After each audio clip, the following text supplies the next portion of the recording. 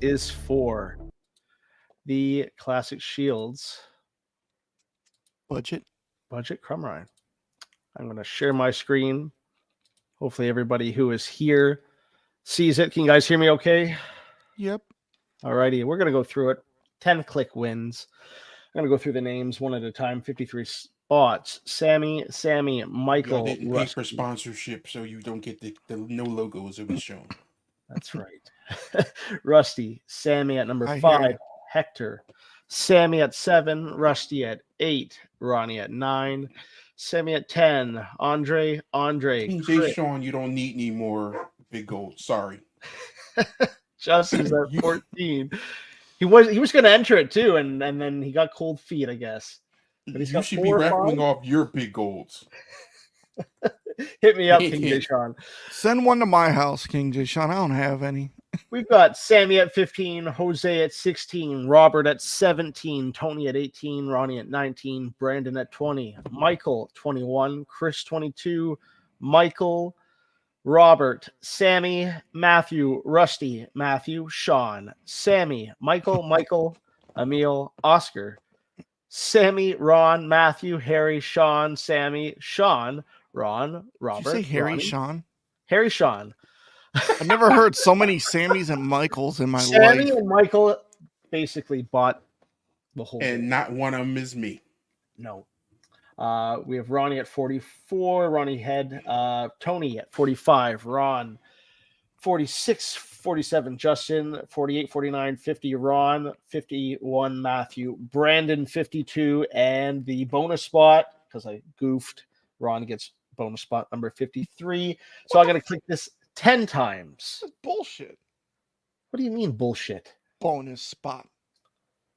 I goofed. I reached out. We made an agreement. 10th spot wins for the CS Budget Crumb Ryan. You said 10th spot? The 10th click at number 1. So, okay, I'm about to say, wow. If this was the 10th click, number 43, Robert Norton would have won. But that's number 1. Screen. We can't see your screen. You can't see my screen. No. What? Here. Now we can. There you go. All right. I was about to say that way there's no shenanigans. I don't want anybody calling out. All right. So that would be the first click. Robert would have been the winner. But let's do number 2, 3, 4, 5, 6, 7, 8. Click number 9. And the winner of the CS Budget Crumb Ryan is Tony.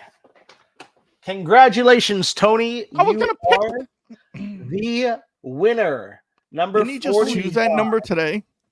No, he chose that number yesterday. He did choose that number yesterday. We have a little twist here for you. Tony would have won. However, number 45 is coming to me. Oh. So I'll be accepting the belt on behalf of you, Tony. So thank you, Tony. Thank you. Congratulations, Tony, for giving Michael Jones a new Budget Crumb Ryan. Hope you're up. Hope you're watching, Tony. I will message you, get your credentials, your information, and we will ship that belt off to you as soon as possible. We will be having future raffles over at All Elite Belts. Join us to play and win a high-end replica or bootleg belt for a fraction of the cost. All right, now that is out of the way, boys. Yeah, I haven't raffled none of these low end. No, we don't raffle any of the low end crap. There's other pages for that. Not on our watch. I have a little bit of a rant. I guess our first subject of the night. You guys see what happened at NXT in the hotel? Yes. That's disgusting. Like,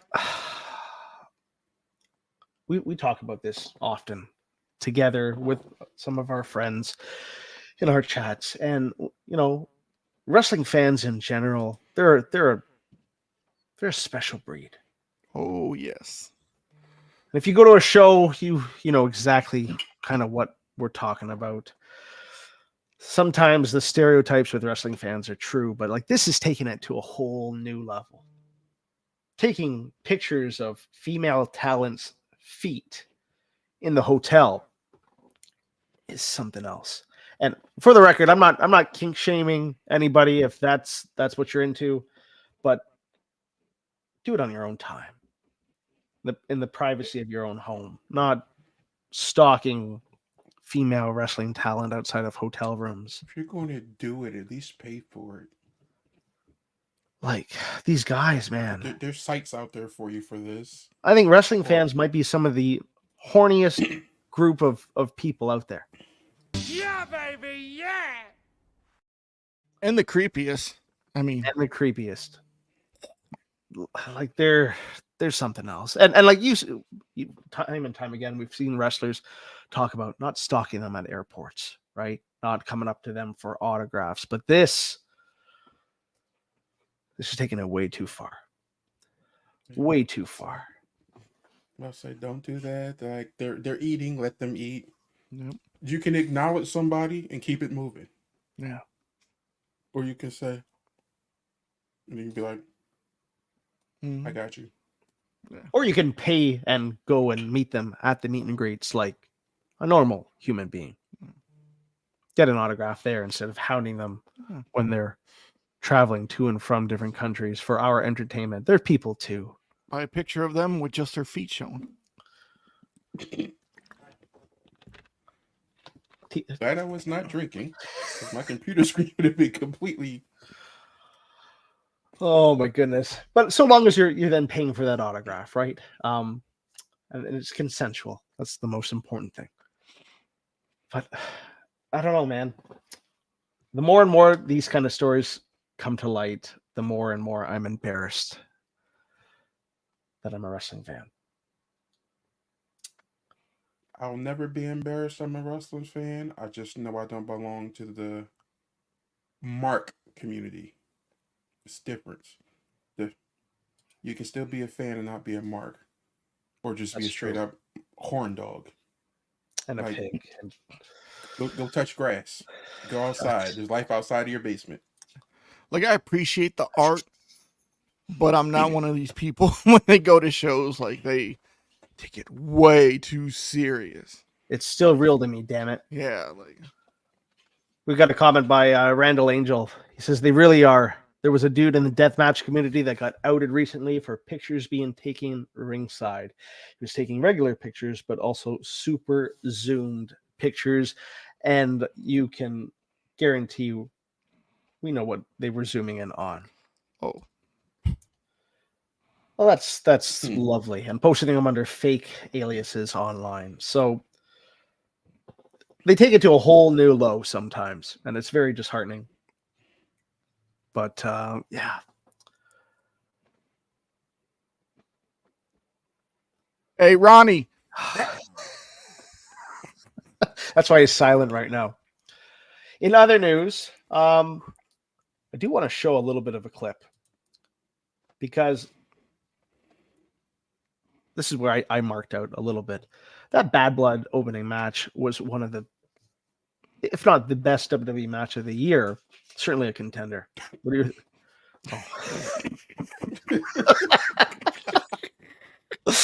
You still with us? Didn't I tell you guys I would hate to be the match that follows that match? Like, absolutely. I don't. To me, everything else was filler until the end of the show after this first match. It was just the first match and the last match. That was it. But I do want to show a bit of a highlight for those of you who might have missed that match. It can go to 1 a.m. Yeah, that's for sure. I'm sure it will on Saturday.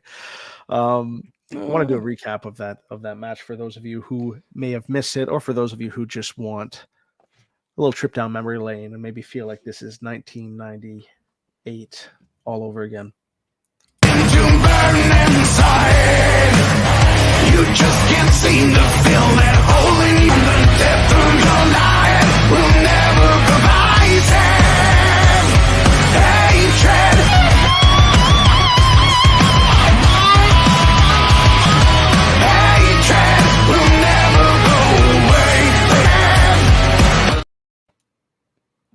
And that's what sucks me back in. That was, to me, in recent memory, the best Hell in a Cell match in a very, very long time, of all time. Gentlemen, what were your thoughts on that? Really good, really good. Mhm. Were you talking about the music video or just in short, best Hell in a Cell I've seen in a very long time? That's how you do it. Every spot in the match, that's how you do it. And when you look at wrestling as a whole, and I'm going to throw AEW and any other promotion in it, when they, the collective they, do this stuff way too often, it loses its magic. It loses its aura. And in recent memory, in modern wrestling, they do this way too much. But this match, even if you're not into the whole kind of barbed wire and weapons and blood and that kind of a style, this is how you do it, and this is how you do it the right way. Everything was done to perfection. That actually might be my favorite Hell in a Cell since the Usos and New Day. That one I loved. That was a great match too. That's probably the best since that. But by doing so, really showed the impact and just how much this match took off of Punk's career. And he said that going into it, right? I don't know how many more Hell in a Cells I have left. I don't have any. And then Jones, we were talking about this before, he scared you a little bit. Because when he came out on Raw the following Monday, Jones, what did he say? I don't know when I'll see you again. But I have one thing I have to this isn't the rant, but it's a mini rant. I'm gonna lean in a little closer. AEW marks. Drew getting busted open the hard way and needing 16 stitches is nothing compared to what you guys have been doing in AEW with your reckless spots. So we are not the same. All the time. We are not the same. This is not the same kind of scenario. That was an accident. They were sweaty. Punk was already bloody. So he was going to get blood. It was going to be blood. It was going to be blood anyway, but that was a slip. But good thing is WWE doesn't do blood all the time. But when they do, it means something. Mm-hmm. It means something. And thank goodness for a lot of reasons. But thank goodness Vince McMahon isn't there anymore. Otherwise, that match probably would not have happened the way it played out. Mm-hmm. But like you said, Joe, this was storytelling at its finest. And it needed to happen. To this point here. Yeah, needles in the mouth, bags over a person's head trying to suffocate them. It's a different world. It's a different league. And Jones, we're not the same. I don't care if that chair shot was protected. It looked bad. Yeah. And when you're constantly doing it, on every show, there's some kind of a spot where someone's getting hit in the head or someone's getting stabbed with something. It ruins it. It ruins it for the fans. It ruins it for the performers. And thank goodness WWE and Punk and McIntyre told the story that they did, because that Hell in a Cell match still had that aura of what a Hell in a Cell has always been, or what should be. And it's lost that kind of mystique for a long time, but I think Drew and Punk brought it back. I mean, you'll probably get the fans that say, well, ECW did it. Well, ECW was called Extreme Championship Wrestling, not All Elite Wrestling. Yeah. And in ECW, I mean, it meant something. They didn't do it all the time, but I mean, they were the alternative. Yeah. I mean, and it was the time and the place. ECW had to happen. There's a reason why it happened. And not to say that AEW didn't have to happen. Back in 2019, it needed. The wrestling world needed a change. I'll give you a match in ECW. I'm sure we all know the match. We all love it. Rob Van Dam, Jerry Lynn, they used chairs and stuff. They didn't bleed. They didn't need to. You know, it was just like, I think AEW, it's like Mox will take like a clothesline, he's bleeding, like Although he's kind of dial it back just a little bit, but Yeah. any chance he gets to bleed, Okay, he's all for I'll it. give you another match from ECW, the Malenko Guerrero Classic. Mm. No blood, just wrestling holds. Yep. You don't always Go need back to that when color. AEW was the pure alternative. Yeah. Go back to when you should have been saying we're the best wrestle. I would have believed you back then. Now it's like, prove me wrong. Jones, are you telling me you don't believe Danny Garcia? I like Daniel Garcia. He's one of the few people I actually like on that roster, and I'm actually intrigued when they're on camera. It should have been a bigger ordeal. Yes. Like you just okay. I'm just gonna go straight into my rant right now. I know we're talking about bad blood, but you know what I would have did with him? Go ahead. I would have told you what I would have done with him. No, go ahead. Go ahead and say what you're going to This is say. what I would have done. I would have had him in a feud with somebody. Say like if MJF didn't go away, I would have did the pen thing. Sign the contract that you're signing with AEW long term and MJF's blood. Do something like that.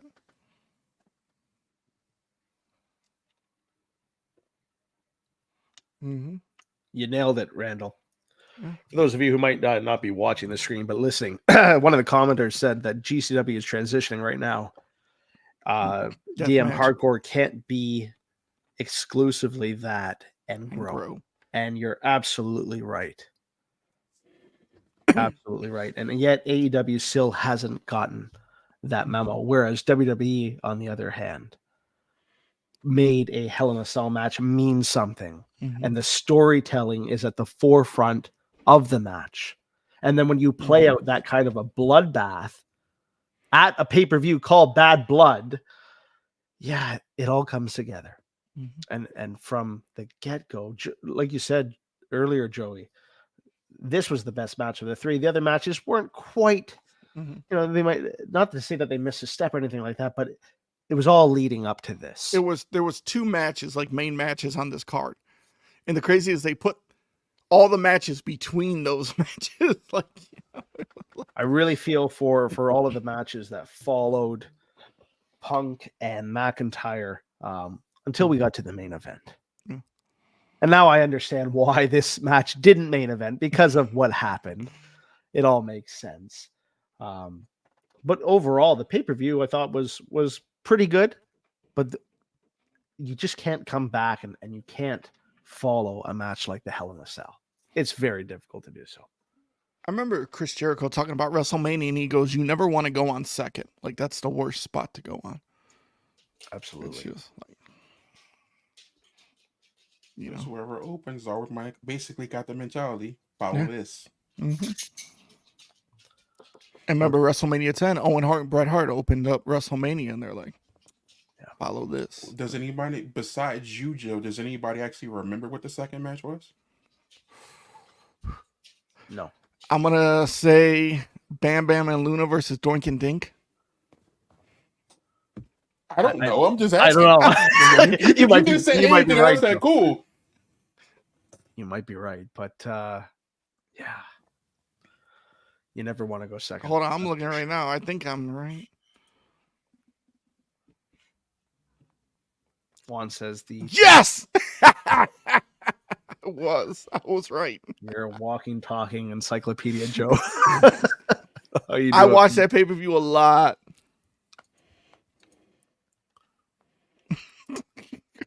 Jones is looking it up, shaking like you motherfucker. I believe him. You're looking it up, aren't you? Yep, it is. It's right there. Jeez. How you doing, Joe? When we got to the main event, sorry. I only legit remember 4 matches from that Mania. Okay. When we did get to the main event, there was a lot of talk online about what The Rock meant when he came out and he did 1, 2, 3. And he went. When you guys first saw that, what did you think that meant? Because there's been some time since the pay-per-view, and we've probably got different ideas and theories now. But when he did that, what did you guys think? 3 strikes and you're out. Yeah. Yeah. I thought it was maybe Cody crossed him 3 times. Yeah, well, same thing. Third strike. I think that was the general feel. Oh, did you feel the same way? Yeah, like when he did it, I'm like, all right. I'm like, okay, I thought it was for Jimmy, Roman, and Cody. Those 3 in the ring. It could be the 3 of you guys are out kind of thing. Interesting. And now there's speculation that it's going to be the 3 of them, Roman, Cody, and Rock at WrestleMania 41. I wouldn't mind it. Just give us Roman versus The Rock and stop teasing it. It's not, you're not going to get them much longer. The show ain't over until the final boss says it's over. Dude, I'm loving him as a heel, man. Like after it, he's like going past the truck. You know? This is the Go eat your fruity pebbles. I like you. I don't like your son. Oh man.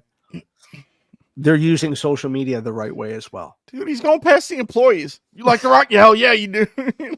If I had a sister, I'd introduce you. Oh man, but they're playing it right, and even like the post-match angle with Cody and Owens, and not keeping that for TV. A lot of people are, why didn't they put that on television? You don't have to. This is how you utilize social media.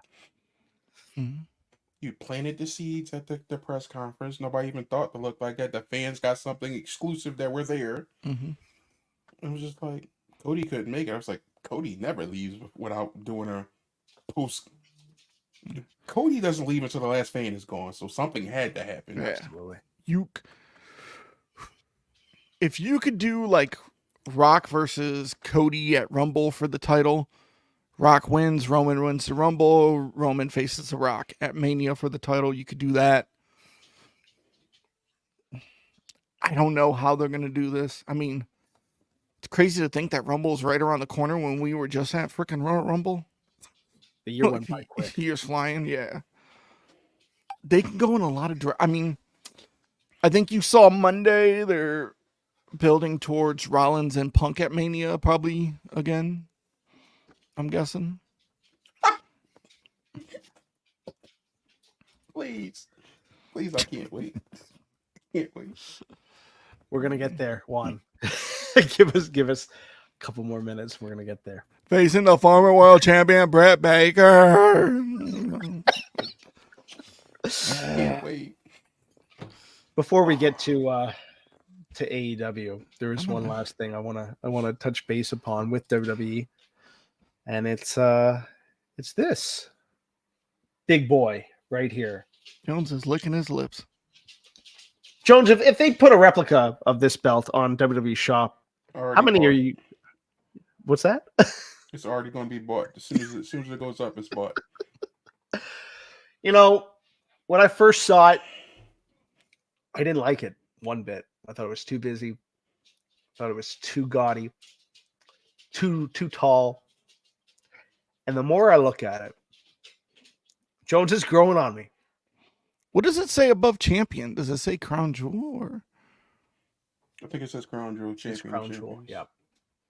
Oh yeah, crown jewel champion. So this belt is going to be awarded to the winner of the champion versus champion, Cody Rhodes versus Gunther. What are your thoughts, gentlemen, on the idea of awarding a title like this to one of the 2 champions? All right. Mine's is going to be very short and simple. WWE, I like it. I want it. I got to have it. We can do this the easy way or we can do it the hard way. Either way, I'm getting that belt. Jones is going to fly to Saudi Arabia and try and take it home. No diddy. Joe, When I first heard about it, I'm like, damn, this is gonna be a freaking great match. But who's gonna win, Cody or Gunther? I'm inclined to think it's. I don't even want to say it has to be Cody, but with the storyline of building up to either the rematch with Roman or the match against The Rock, I gotta favor Cody to win this. So this gave me an idea for Survivor Series a little bit with Triple H saying that. This is what I would do at Survivor Series. Cody's the champion and Gunther's the champion.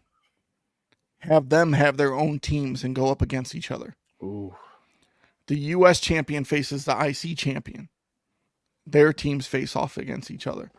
The women's champion on SmackDown faces the women's champion on Raw's team. And the tag team champions, like, they have their teams and, do like that elimination. Now people will be like, well, you could do that, but also there's going to be a bloodline, probably Civil War games at Survivor Series. I don't expect Jey Uso to hold that title till Survivor Series. Just going to say that. So, who do you think is going to win, Joe? What? Cody and Gunther? Yeah.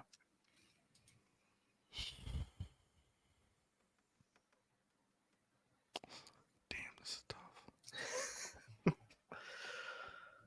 I want to say Gunther off the rip. Jones, who's walking away with this big, beautiful title? Cody. No, okay, I'm going to change it to Cody because Gunther's going to come. I mean, Goldberg's going to come out and spear Gunther. Let's set up a match. Gunther already won King of the Ring over there, so that's true. He's not going to get 2 victories in the same year. And I wouldn't be surprised if they do fly out Goldberg for him to have a champion versus champion match where there's no title on the line. Nobody really loses. Yeah, because this is a one-time thing. It's going to be yearly. But then it's not like they're going to walk around with his title and kind of flaunt it like the King of the Ring crown, for example. I don't think either man, but Cody especially. I think that belt is larger than Cody. It can really fit around his waist comfortably. I can see Gunther flaunting it, being like a arrogant. His chest is also a little bit bigger, but like Cody's a big guy. He's gotten bigger over the years too, but this title is massive. Like when Braun won the match, how many years ago?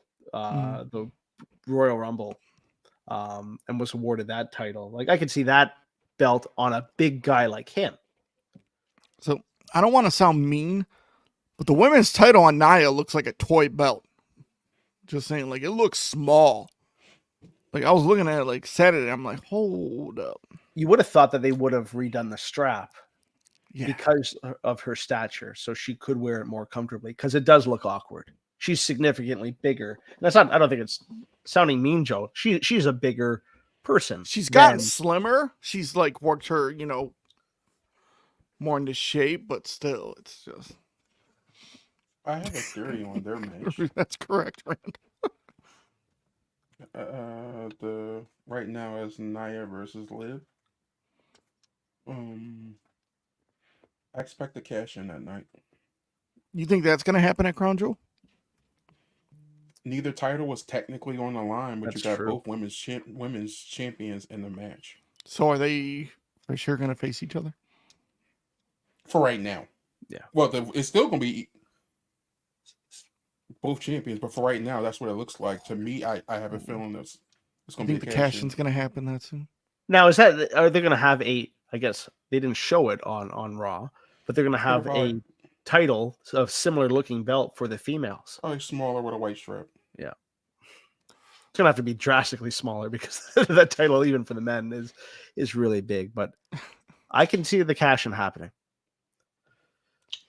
King J. Sean asked a question in the chat. Just curious, how many guys in here would wink date Nia? I would for the family connections. He just wants to be part of that bloodline. You know what, King J. Sean, people can say what they want about Nia. She does have a beautiful face. You know what I love? Very attractive. You know what I love about her? In her finisher, as soon as she hits it, she goes like she's like means business. Like, Juan says he would back off closer to Tippy. You've got a problem there, Juan, because Joe isn't going to allow that. I'm a Tiffy time girl. I think love her. Crown Jewel could be the time that she actually cashes in. Because she's already held it the longest for any female. I feel like she's going to like face turn, possibly. And I love her like her mannerisms when she's gonna tease. Like, no. Cool, whatever you say there, buddy. Naya Papaya. Yeah, Naya Papaya. I can see it happening. And yeah, the bit of the face turn, they're teasing that. King J Show. I think a lot of the guys probably here would. I know Matthew Mirabito might fight you on that because he loves Naya more than anyone that we know. After that happened, King James Sean would be like, I did it for The Rock.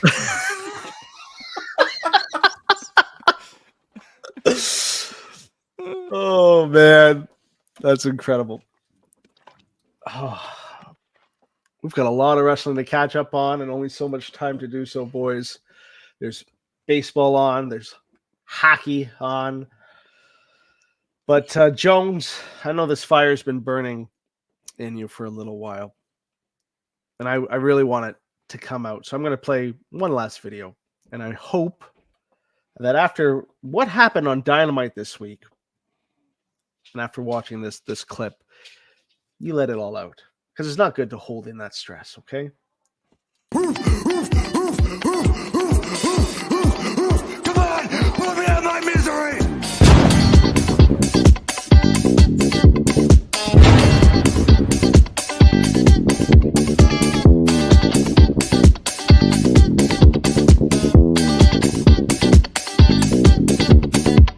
Do you guys like Wheeler Yuta?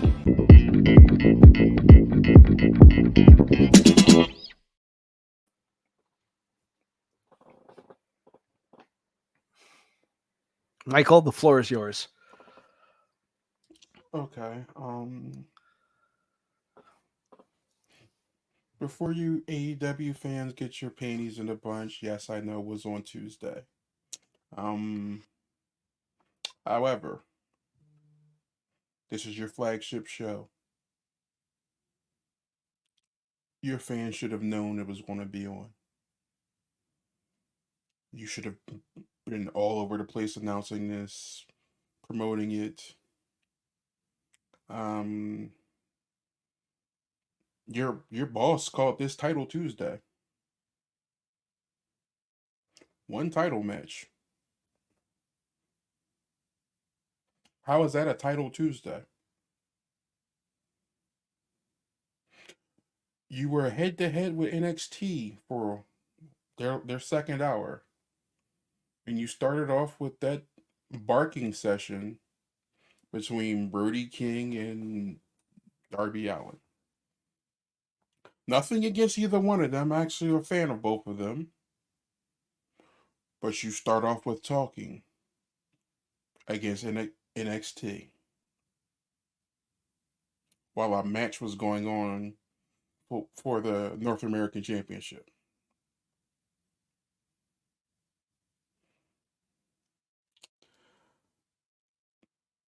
I understand your number one contenders match had to be altered because of Britt Baker being sick. Hope she gets well. The right decision was made in who you choose to win. Again, 329,000 fans tuned in. And you were supposed to be the alternative. You're supposed to be big and better, bigger, better. This is where the best wrestlers wrestle. You failed to deliver on a show once again. This is not me being overly critical of just them. Raw doesn't always hold my attention. Raw this week felt rushed in those 2 hours. It was like you suffered from that lack of the third hour. Now, I get it.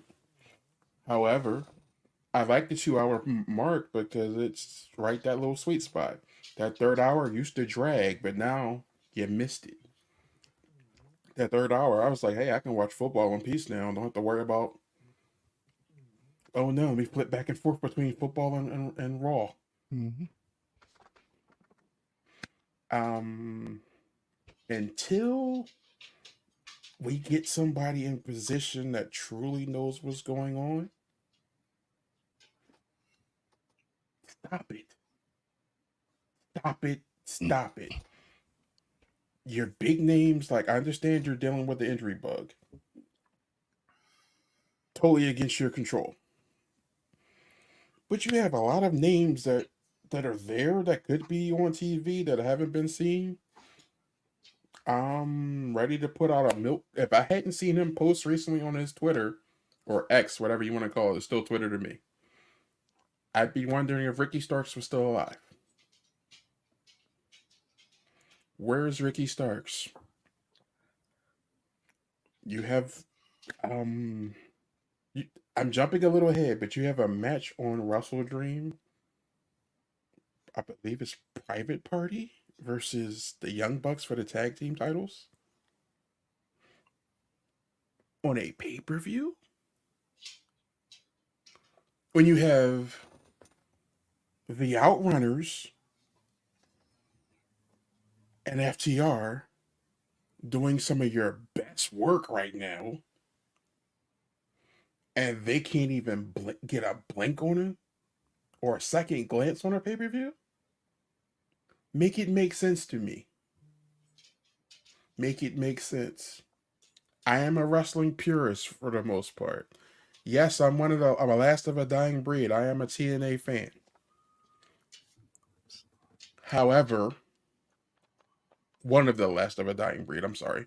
I was like, however, I call them out on their shit too.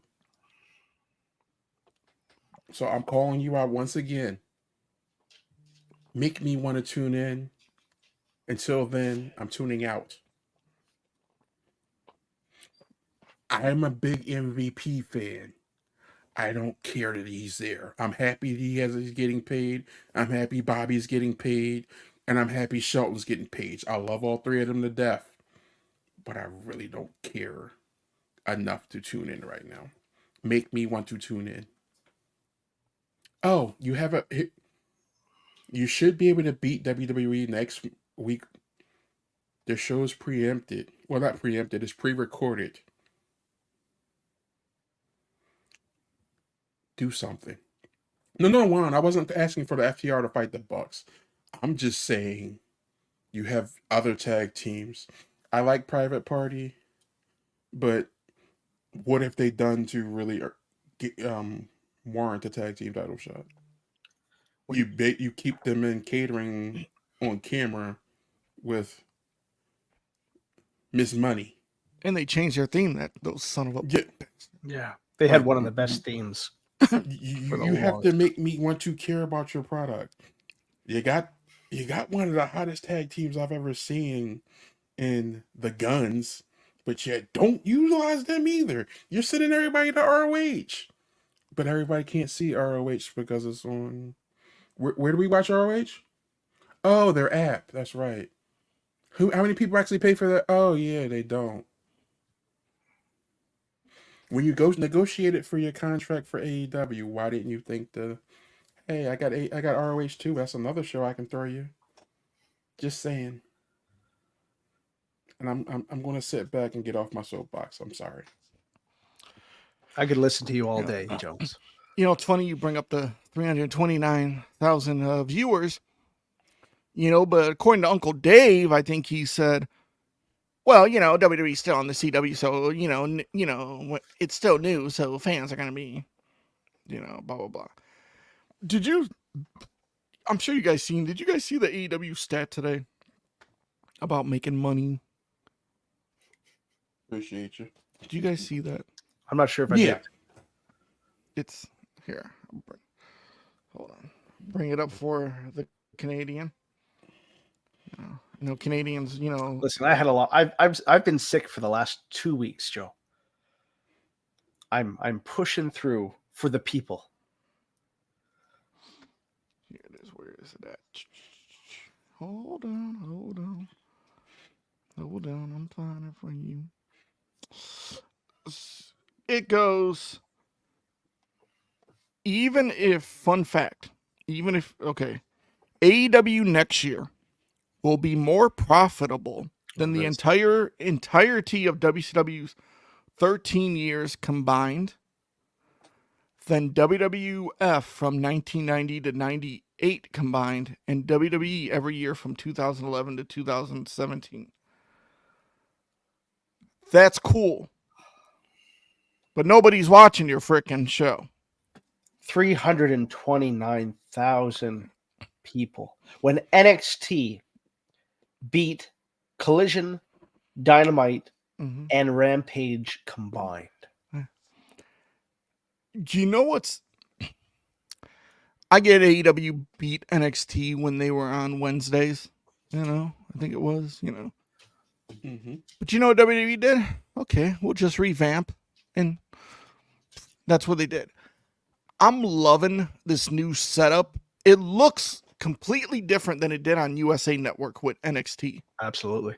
Like, I'm loving the setup and everything. I'm like, damn, wow, this is really cool. And I'm going to say this. You guys, Jones, I'm glad you're not drinking right now, because your computer would be really messed up. Herb Abrams didn't pass away. He just changed his name to Tony Khan. I'm just going to say that. Wow. Holy shit. Preach, brother. It's hard to argue with it. It really is. They can flaunt all that money, and they can say how they are the most profitable company. But in the real world, who cares? Because here's the thing. Tony Khan's pocketbook is endless anyway. And he will continue to throw money at stars like, and I'm not knocking guys like Bobby Lashley. I think Bobby Lashley is an incredible talent, and I wish WWE never let him go. Yeah. But I don't care to see him, at least right now, in AEW. They are not giving me a single reason to want to tune in. And after coming off the lowest rated Dynamite show in the history of the company, and you've got a pay-per-view this weekend, you're going to debut a guy like Lashley when nobody cares? When nobody's watching? Look at this card.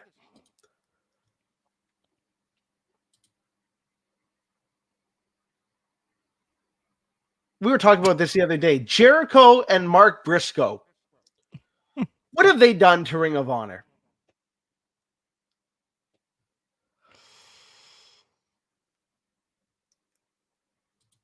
I'm going to put this up.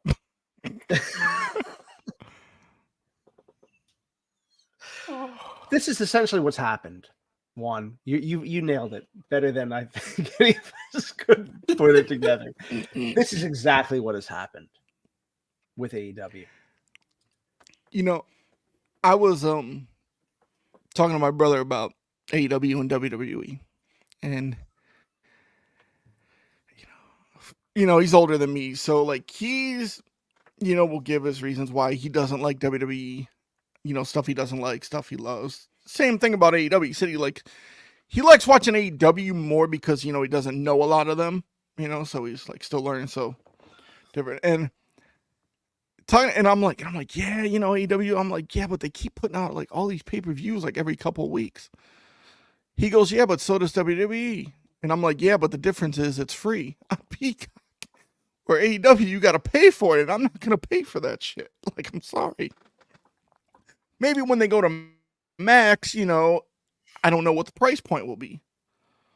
Yeah, that's still not clear. Either. If it's $20, cool. But I doubt it. The other thing is too weird. You got to pay for Max and then pay for the pay-per-view on top of that. And That's the like UFC model. listen. Yeah, like, and I mean, Dana White has said, what UFC, like, he doesn't like it. He says, I don't set the price points. ESPN does. People will think, oh, you guys don't like AEW shit. Listen, we want every wrestling promotion to succeed. If this was 2018-19, we'd be crapping on WWE. We all were. Who loved Raw Underground? Come on, yeah. Like, it might be revamped in AEW soon. We don't know. Like,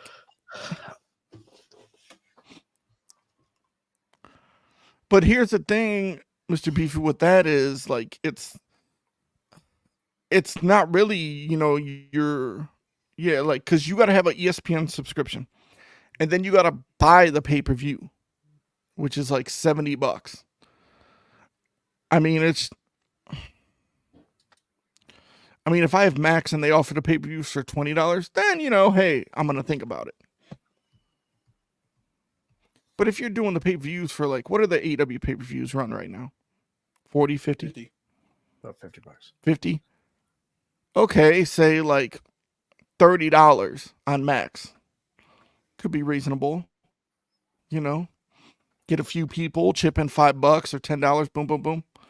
No good.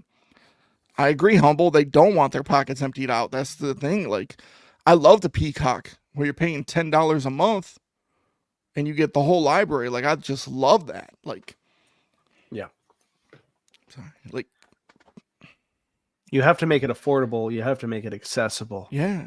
And you have to make us want to care.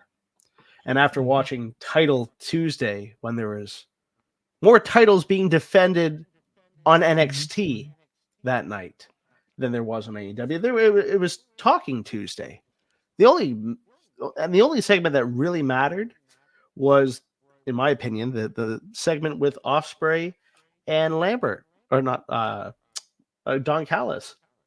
Wow. And yet, they ruined that too. I mean, Jake Roberts is back managing, and he picked Roosh. When was the last time we saw Roosh with Jake Roberts on TV? Make it make sense and make us want to watch, and they're not. Like you said, Joe. I would have put Jake with Brody King. I would too. I think it would have been more sense. But where is Will Hobbs in all of this? Is he still hurt too? They don't consistently have Jake on TV, even with Lance Archer. Yeah. You've got such a great talent like Lance Archer, and he's wasted. You've got guys, to Jones's point earlier, Ricky Starks. We didn't know if he's alive or dead. You've got guys like Miro. Well, apparently they released him. They granted his release. And if that's true, well, all the best to him and his future endeavors. I'm sure with WWE's current state of affairs, they'll probably want to bring him back because it's a different place than it was when he was last with the company. But you've now held up guys like Ray Phoenix and Penta. They're still under contract, but let them stay at home and pay them. And then we're going to add the injury, so you don't go to WWE. Yeah. They're going to be going to WWE eventually anyways. Yeah. And yet, let them sit at home. Make me want to watch. Because when I look at this card, Joe, if you had to scale this out of 10, and 10 being very excited to watch this, what would your vote be? A 2? Not really. I mean, I think the AEW International Championship match will be a lot of spot fest, but a lot of high flying and just, I think those three can cut it up. Yeah. Bryan and Moxley's not bad. They got history, but everything else, I'm just like, I don't really want to watch Hologram versus the Beast Orders. That's not a pay-per-view match. It's a Dynamite or Collision match. I think they fought on Collision a couple weeks ago. Jay White, they completely ruined Jay White. You're just throwing wrestlers together on a card. Like, here you go. You're going to go wrestle him. 188 active wrestlers on the roster. I'd have to fact check that, but I'll take your word for it. If that's true, like that is nuts. Lance Archer's been on Collision, and Collision is why people ask where some of the talent are. Nobody watches Collision. And when you look at the numbers from this past week, it was less than 100,000 difference between Collision and Dynamite. And you know what? They can say all their excuses, whether it was the MLB or it's football or it's hockey or it's on a different night at a different time slot. Last year, at the same time, they did the same thing. And they still, I'd have to pull up the numbers. They had over 600,000 viewers. Where did those 300,000 go? I mean, Raw did 1.5. Not bad for 2 hours. Okay. And they still have to adjust to that. It was very clear that they were kind of all over the place. That extra hour, losing that extra hour. I mean, NXT did 500,000 more than. You know. If you're a fan of the product, why didn't they just go head to head like 8 o'clock? Why'd they want to do it at 9? I'm not sure, but yeah. The WWE NXT fans will watch regardless. And I was surprised that Mr. Meltzer acknowledged that in one of his tweets, whereas the AEW fans aren't supporting them and they're not watching. It's really sad what has come. I've noticed this about little Uncle Davey. When fans go after him about his bias about AEW and all this stuff, he blocks them quick. Yeah. But it's so blatant. Like, dude, like, you cannot hide the fact he will defend them. Yes. Like, no matter what. And you're telling me he's not on the payroll? Like, the guy continues to make excuses for Tony Khan. Mm-hmm. And oh, they're doing this, they're doing that. But I was a diehard. I think all of us were diehard AEW fans, at least in the beginning. We were so happy that there's another wrestling company, and yet now 329,000 on your Starship show. They were doing stuff different when they arrived. You know, the first Dynamite allowed it. You know, they opened it with Sammy Guevara and Cody Rhodes. You know, and just Moxley comes out at the end, gives Jericho the double DDT through the glass table. You know, like, they were just doing stuff. Like, even the first All Out pay-per-view, you know, just everything different. We're like, cool, alternative, different. It's different. You know, Cody leaves. Bring in Punk, cool. Mess that up. Punk goes WWE. Look at Cody and Punk in WWE right now. Yeah. I mean, Cody's merch right now in WWE is insane. He is selling out T-shirts and toys and plushies, and my son, the 22-inch buddies or whatever that's coming out. My friend pre-ordered it for my son because Cody's his favorite wrestler for either Christmas or his birthday. That's in January, whenever it comes out. But like, if you don't get a Cody pre-order, you're likely not going to get it. Same with Punk. Once they're gone, they're gone. Mm-hmm. And yet AEW continues to not just tank in the ratings, but their merch too, their toys. I wish Jones was on screen with us for a moment. He ordered the Briscoes from Jazzwares, and they fucked up his order 3 times. They couldn't even send the correct figures. So from their toy line to their, I know we don't really talk about belts so much, but my goodness, there's no plans to release any new replicas, at least anytime soon, because there's not a need for it. People aren't going to buy it.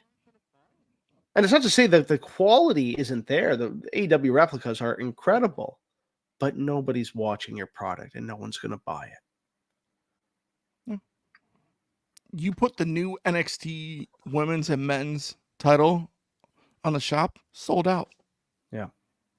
And Put their the crown jewel, like, pre-order for what? February? And maybe they'll come out a little bit beforehand. Maybe they'll try and get them out for Christmas time. But either way, like you said, they're sold out right away. The second they hit the shop.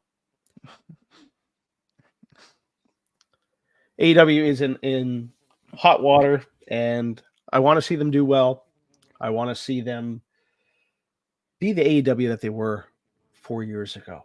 That'd be great. Because even that 50-year anniversary show didn't feel like an anniversary show at all. You know, AEW has injuries, and we get that, but I want to say I hope Luchasaurus gets well and better. Absolutely. Set prayers and thoughts to Luchasaurus. Hit him up on his socials. And hopefully he comes back stronger and healthier than ever. But you never want to hear something like that with any performer, regardless of what you think of the product or what you think of the character or the personality. Yeah, we wish him well. But I hope he's able to come back and maybe take that mask off and be like what he was when he first started out. Because he's a big man, he's got good size, and he's a decent wrestler. But they got to utilize their homegrown talent. He was getting that push, I think, with Christian. Yeah. And they were working probably towards him to be the baby face, go that way. But then fortunate incident happened. And I hope this is not the end of his career. Roll Me One Kenobi says Khan should build homegrown instead of buying WWE rejects.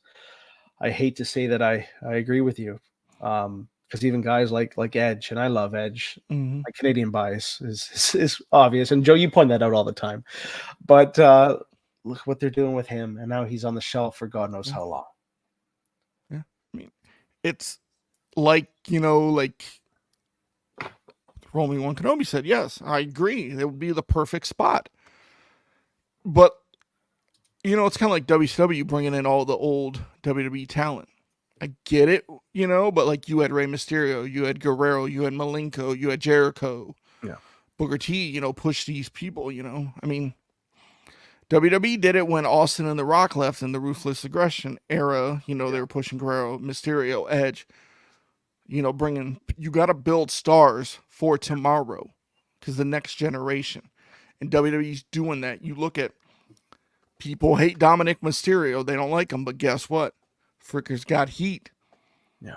Him in 10 years from and not the go away kind of heat. He's got the heat that a heel needs. I mean, you look at like Carmelo Hayes, 10 years, Braun Breaker, 10 years. Like you have these guys that you can. And look at the female roster in NXT. Yes. Arguably the greatest female roster in all of professional wrestling. That's one thing, like, I was thinking about this all week, and I'm like, all right, when we go on, I want to bring this up because what's great about WWE's women's roster right now is NXT, and the main roster too is WWE doesn't have Asuka, they don't have Charlotte, they don't have Becky. Yeah.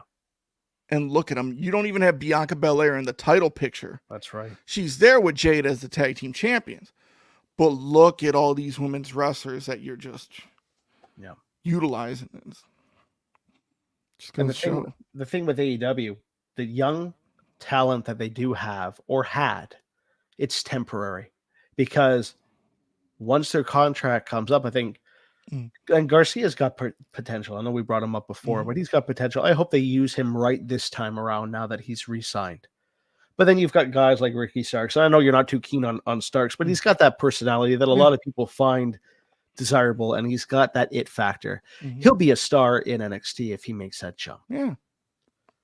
And yet they're not utilizing someone like Ricky Starks. He's just sitting at home.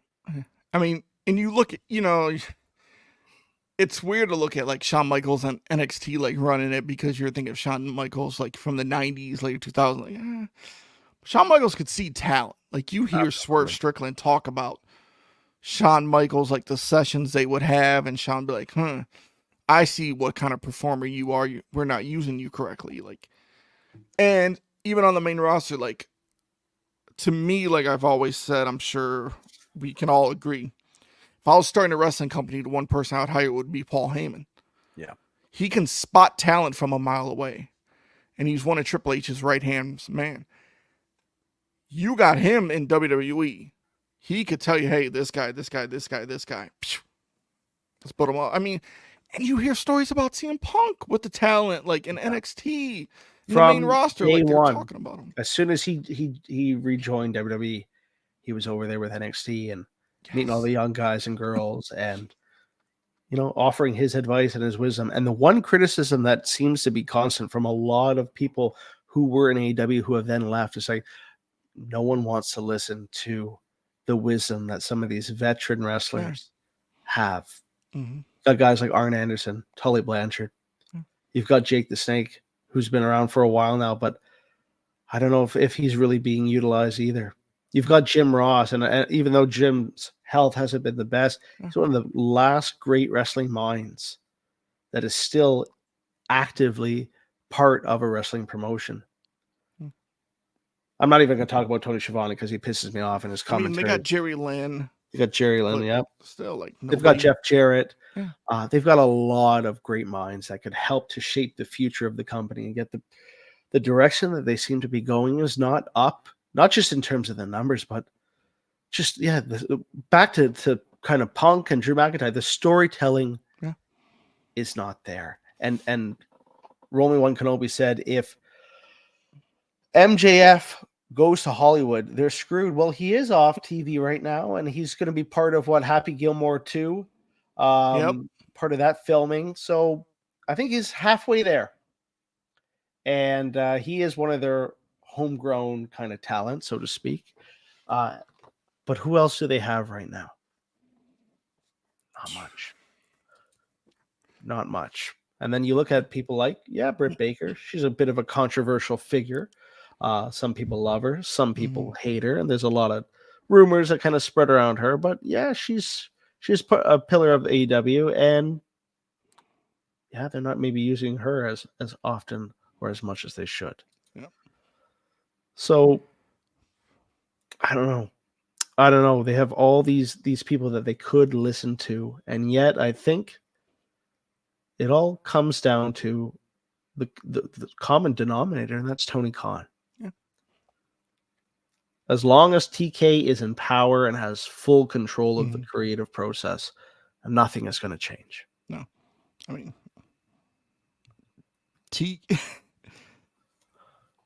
it's, could say it's Eric Bischoff again, but I mean, Bischoff, now he knows like his mistakes and what happened and what he did, but he was, working with Ted Turner's money. But I mean, we know, when the merger happened, but I mean, I think, and you hear Bischoff trying to give Tony Khan wisdom, like share his experience. Tony Khan don't care. No. Like, I mean, and also like with WWE, you hear the wrestlers talk about like how it's a different atmosphere with Triple H in charge, everything. Who's in charge. Triple H is running things. Like, it may be laid back, but that's still the boss. Absolutely. Like, but it runs smoothly, you can go to him, like. And I think to this point as well, we mentioned this just before, now that the big TV deal has been signed, well, the money's going to be there, but at the same time, like, if they're going to be pulling numbers like 329,000, they're going to be bouncing back next week. They'll be back in their normal time slot. But are they ever going to crack that million again? I don't think so. I don't see it. I mean,